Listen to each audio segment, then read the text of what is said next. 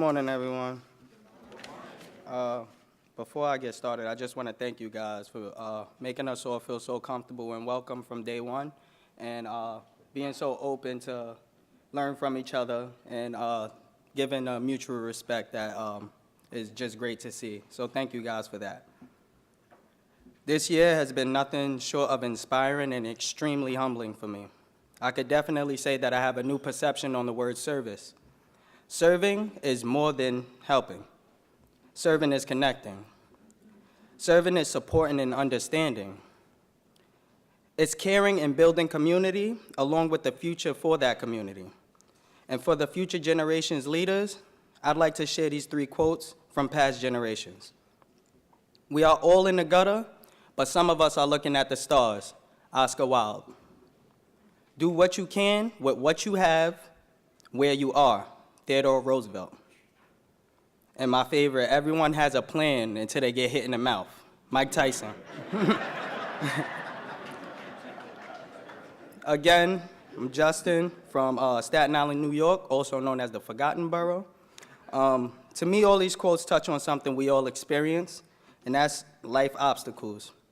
These life obstacles usually reveal a lot about the individual going through them and often help shape us into the humans we become down the line. Growing up, my only choice was to persevere. I was on the younger side of 6 brothers and 4 sisters.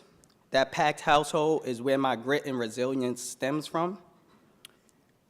In a community with a lot of distractions, I was challenged young to keep my mind on things that will help me succeed. One thing I knew for sure is I refused to become a product of my environment. I wanted to be an example for my few younger siblings and also my nieces and nephews.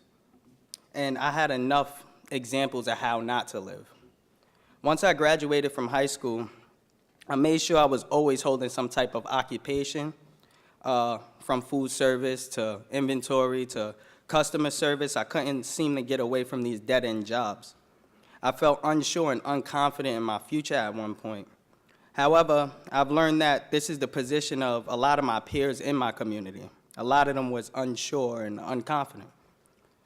One day I thought to myself, in this road called life, how can we be the difference makers in a world that kind of counts us out before we're birthed into it? My answer came through self-love and self-understanding. I believe if anyone wants to see you improve, more so than you want to see yourself improve, you're not doing yourself the justice that you deserve. From that day on, I've decided I'm going to learn something new every day. I've decided I'm going to step out of my comfort zone and be the change that I want to see. I became an AmeriCorps member with Green City Force, a program that engages young adults in environmental service.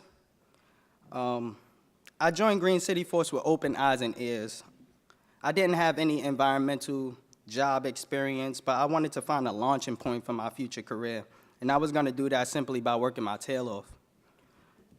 With great mentors and a great staff, I've created this support system that helped me polish my skills and, more importantly, made me believe in my ability to be successful again. I can't thank those guys enough for that. During my core service term, I mainly served on the Farms at NYCHA initiative. We do weekly farm stands where we just ask residents for volunteer time or to bring their natural organic food scraps in exchange for fresh produce every week. We engaged with over 6,800 residents this year, and I learned from them just as much as they learned from me. I even have learned new farming techniques from people who's like from the islands in Asia and stuff like that. We do a bunch of great work when we do farm-based learning with the children also, and over 1,600 students were engaged this year.